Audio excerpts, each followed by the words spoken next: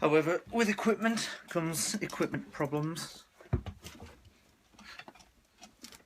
You're like Prince, aren't you? You'll get another chair at some point as well. Yeah, when you buy me one. You ready? Camera stop right. Psych myself up. Hello, everybody. Trying to mayo myself. Tasty. Hello, everybody. Hello. My name is Darren. My name's Graham. And we have been... Well, I've watched Edge of Tomorrow, Live, Die, Repeat, All You Need Is Kill, pick a title, one of them. Tell us the story of all those 3 films. Well, I think it's important to specify I've seen it too. Yeah, you have seen it too, but I saw it like the other day and you saw it at the cinema ages ago. Mm. So, I suspect your plot summary right now will be quite inaccurate. I think it's going to be quite brief. Go on. Basically, he's got like memory issues, and he keeps thinking wrong. Although that is an interesting reading of the film. I did think, like, as Tom Cruise kept having the same conversation with people, that maybe this is just what it's like to have Alzheimer's. All right, possibly. So basically, yeah. So he every time what's his name? Tom Cruise. Tom Cruise dies in this film. He comes back again. It's basically Groundhog Day, but with aliens. Sci-fi. Yeah, yeah. There's aliens trying to take over the planet. I guess Tom Groundhog Cruise Day dies. is sci-fi anyway. I suppose you could argue, yeah. Or Yeah. fantasy, at least. Did you enjoy said film? The film's great. I'm fed up of saying that now, but yeah, it's really great. That one time really took it out of you. Yeah. Yes, Edge of Tomorrow is amazing. It's one of those films that everyone knew was coming out. It's like, oh yeah, there's that Tom Cruise film coming out. I'm sure that'll be okay. Mm. And then everyone watched it and was like, what the hell? Yeah, This is nobody amazing. quite This is expected really what we good. got. Yeah, yeah. Yeah, it's just, I mean, the end's a bit iffy, but like, up until that point, it's just, it's a ride. Why'd you say so? Why'd you say the end? Yeah. Well, I can't say, can I? Because it's the end.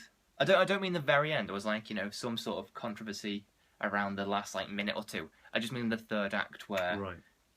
it was just a bit... Do you think it gets a bit much? No, not a bit much. It's one of those where, like, the action hero suffers injuries that no human could sort of live through.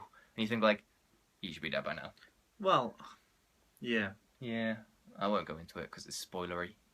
But I mean, like, literally, he's hanging onto the side of a plane at one point that's flying through monuments in France. Yeah. And then it, like, crashes and he flies off the edge and he goes through a glass window, down a hill, rolls around, gets up and runs off. And you think, Still no, you're getting dead. attacked by other aliens and stuff, yeah. Yeah. But that's a minor quibble in an almost brilliant, in a definitely brilliant Definitely film. brilliant. What do you like about the film?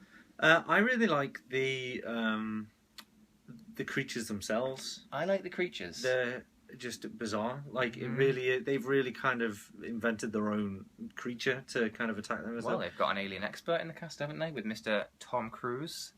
Direct link to the alien world through his church. Phones home, doesn't he? Asks him some questions. But to be honest, I didn't believe in Scientology until I saw John Travolta and thought, what the fuck planet is he from? It's not Earth. Yeah, yeah. So maybe it's all true. Because he was in, what was it called, Battlefield Earth, where he's also, which is a film based on a book by L. Ron Hubbard. Well, talk about foreshadowing. Or just people being Scientologists and having a film career. Yeah. Not much now, but anyway. Yeah, so what else I enjoyed about it, I would say, is the actual... The way that like in Groundhog Day, was it ever actually explained why? Not in the film, but in the original script it was a voodoo curse or something.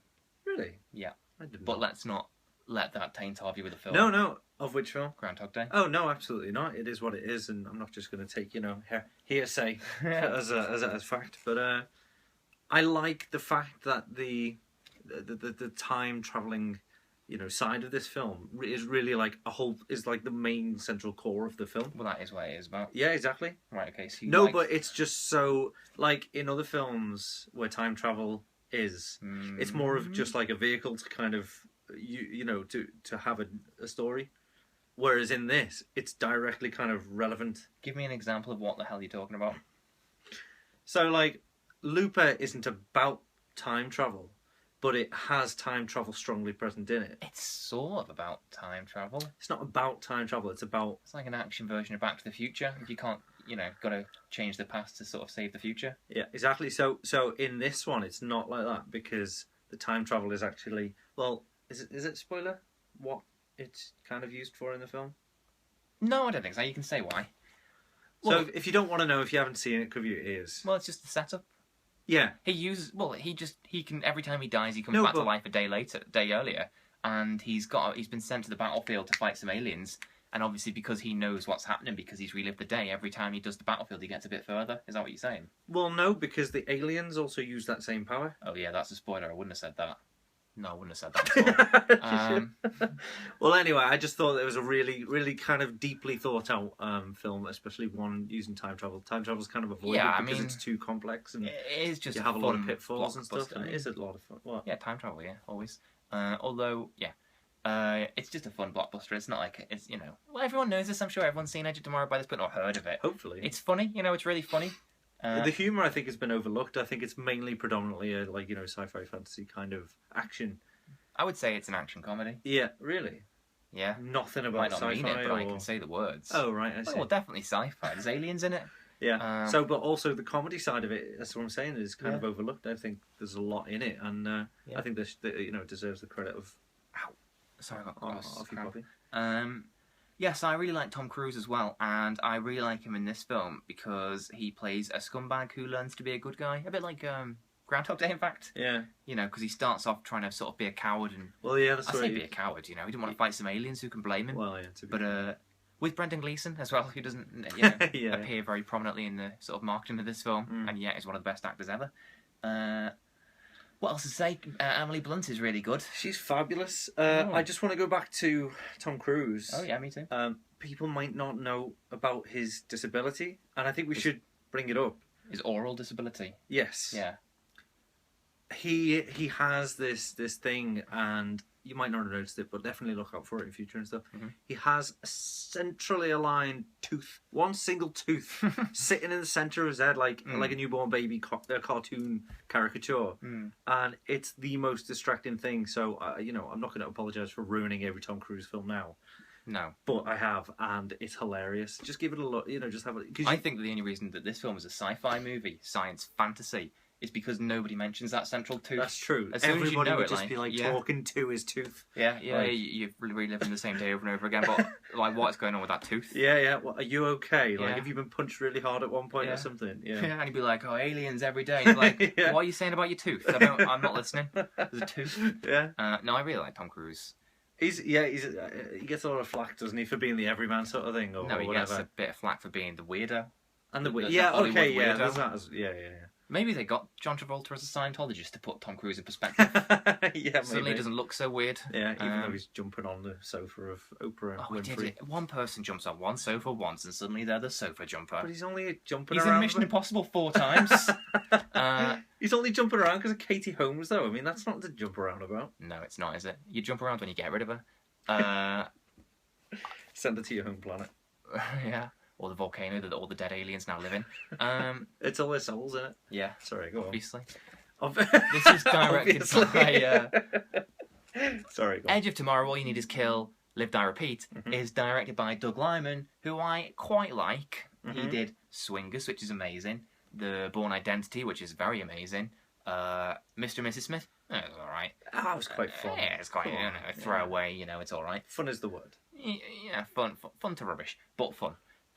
This is like that in the fun bit, but also it's really good. Right. Angelina Jolie's making strides in cinema, isn't she? She's starting she's going to quit, isn't she? Oh, is she? I thought she was directing now. Oh yeah, she's going to quit acting to direct. I think I okay, that's going up in my books. Yeah. Didn't it used to be a graphic novel? Yeah, it did. Yeah. All You Need Is Kill. All You Need Is Kill. Not used to be. I suppose it still is. Yeah. Is it an ongoing thing? No, it was a graphic novel. Yeah, I don't know anything else. It reminds me of, what's that game? Dark Souls. Dark Souls. Because you just die, and then you do the same thing over and over again, you get a little bit further. He does retrace his steps, doesn't he, every time? So, because he's learning, back for his experience, isn't it? Yeah.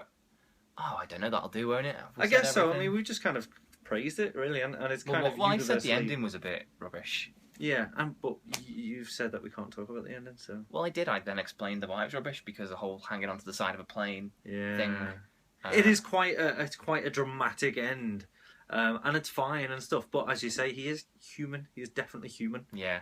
And that's the kind of pitfall. I'll tell you what scene I really liked. That bit where he's got Emily Blunt in the barn and he's making her coffee. That was possibly my favourite scene. Not to, expose a twist. Oh, Twist, it's a twist, isn't it? It's a twist. I mean, I'm going to say it. It's after 10 minutes, so there you go. Spoiler-free zone. Let's go for it. Basically, every time he goes back, he tries to recruit her and they get a bit further. And then suddenly they do it and they get to this barn and he's like making her coffee and he knows that she wants 3 sugars and he knows things. And suddenly you realise that he's done this before, and like we've been following everything through his eyes, like this is what we're seeing, and then suddenly you realise we're actually following her at this point, and as she realises he's been there before, we do too. So I really like that. It's quite for the audience, isn't it? Yeah, and it's a nice kind of quiet scene after just an hour of just aliens that are dead. But it's not just a quiet scene for the sake of it, because you do see his kind of ulterior motive there. He does want to get to know her more. Well, he wants to save her. And the point is that he said he's done this, spoiler alert, over and over again, and he can't figure out a way to get past the barn without her dying. That's right, yeah. Every time she dies. Yeah, although she did kind of annoy me because he's saying, like, you die here, there's nothing that I can do to change. Just walk away and I'll carry on. And she's like, I'm a soldier. And it's just like, no, you're not listening. You can't do anything. He's seen the future. Yeah. I literally has seen the future. You can save other things if you just don't do anything now. Exactly, yeah. But makes honestly, but I really liked her. I thought she was better than, Uma Thurman and Kill Bill, for example. If we're going to go for hard women with swords. Really? Definitely. I mean, I really like Emily, but she is fantastic in this. Yeah, and she's playing a character, as opposed to Kill Bill's a sketch. Feminist side. Kill Bill's not feminist. I mean, sorry, Tarantino's. I really like Bill Paxton in this as well because it reminds me of Aliens. Right. Mm-hmm. That is all. I guess we're done. Mm-hmm. But enjoy it if you watch it. Bye. Bye.